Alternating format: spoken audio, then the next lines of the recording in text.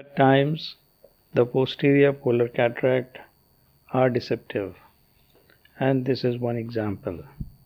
This is one individual who had apparently a bilaterally symmetrical cataract which was posterior subcapsular, and it appeared to be a posterior polar cataract. And this is the anterior segment photograph with pupillary dilatation. This is the fundus photograph, and this is the other eye which had a similar kind of situation, although it's not very obvious on this full illumination photograph, but on a slit I could appreciate that there was a central cataract with onion peel whirling seen. So I was little skeptical, thinking that this might be a typical posterior polar cataract where the posterior capsule is weak, and frequently this causes a rupture and possibility of posterior capsular tear and maybe a nucleus drop. However, because this patient had a astigmatism which was aligned to the horizontal axis and this was the left eye, I still took the chance and operated him with the left hand, knowing that left hand is not my dominant hand and it might be a problem because of less skilled manipulation with my left hand. So it's a situation where you may be deceived by the appearance of a cataract which may appear to be a posterior polar, and at the same time it may not be. On the other hand, there are cataracts which do appear posterior polar, and they are posterior polar cataracts with deficiency in the posterior capsule. However, we'll see what happens next. So as you can see, there's a posterior subcapsular cataract and which is more confined to the center, and we can also appreciate central rings in the posterior subcapsular cataract, and proceeding on to making a round capsular axis using my left hand. And this is a little tricky because left hand is not as used to be the proficiency of my right hand. So I'm a little struggling here, but at the same time I was able to make an opening. In such a situation, it will be desirable to have a little small axis, because anticipating that this may be a situation where you may have a deficiency in the posterior capsule at the end of the surgery, and it may be difficult to implant the intraocular lens.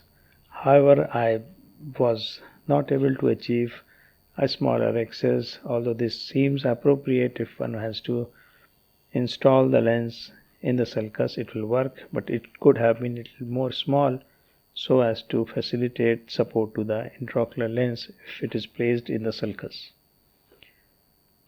Now, hydrodissection is a controversial issue. Usually hydrodelineation is preferred choice and dissection is not done.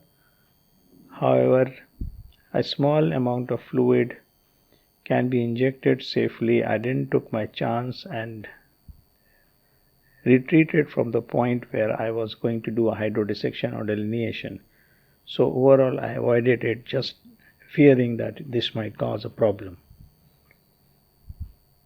Now this is a mini flare tip, and I found it useful because it can work with a higher vacuum, although that has to be compensated because the tip is so small, but it also at the same time it prevents the surge formation and the chamber stability is better maintained.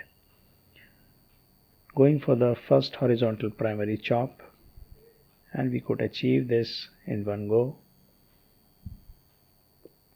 Because we have not done a good hydrodissection, it will be a little tricky to rotate the nucleus. However, I find this useful, that instead of trying to rotate, you bury your tip obliquely into whatever segment is in front of you, and then you can proceed on to removing the wedge which you have created. And this way now we have more space, and also that the manipulations have loosened a bit the nucleus piece. It is easier to rotate the nucleus without having a very vigorous hydrodissection, and this technique has worked here. So managing the nucleotomies without doing a hydrodissection may be tricky, and it is also always advisable that one should go for a good hydrodissection and also confirming this by performing a rotation before embarking on to division of the nucleus.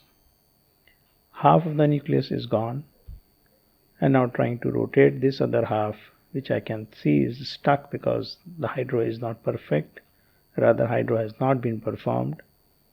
And in that scenario one can use this trick, that instead of rotating you can simply nudge the nucleus towards the center.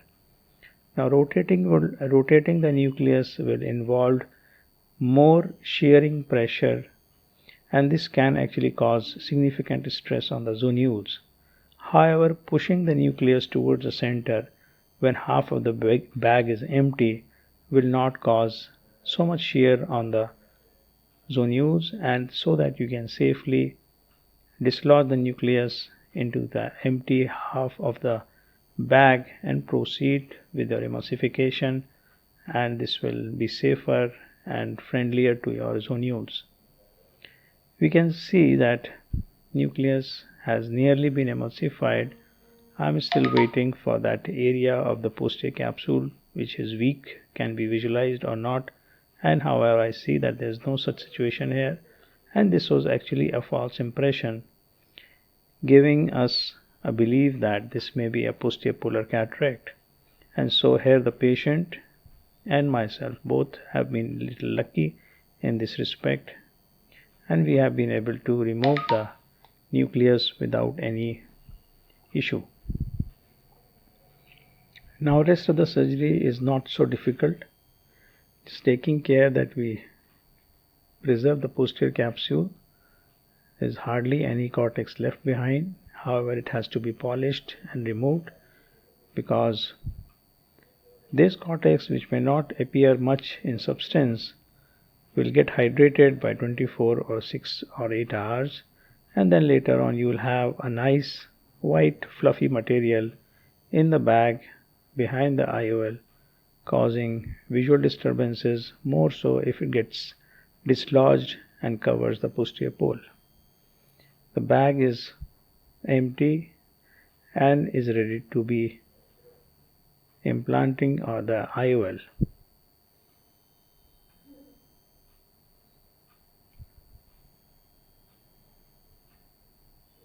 This is a preloaded hydrophobic intraocular lens from Appasamy Associates, and I find that this preloaded IOL is a great help, and I have hardly ever found that this IOL was improperly loaded or caused damage to the IOL during injection, and it is one of my favorite IOLs.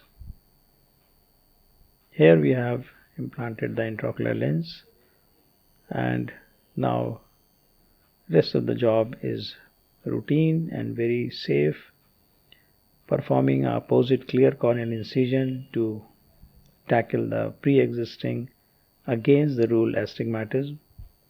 This is one trick which you can apply for the benefit of your patient without any expense, and it will reduce some amount of astigmatism, although this reduction will not be so predictable. But I have seen that my incision usually induces flattening of half a diopter of astigmatism. So combining these two incisions will take care of little more than 1 diopter of astigmatism as per my observations in my hands.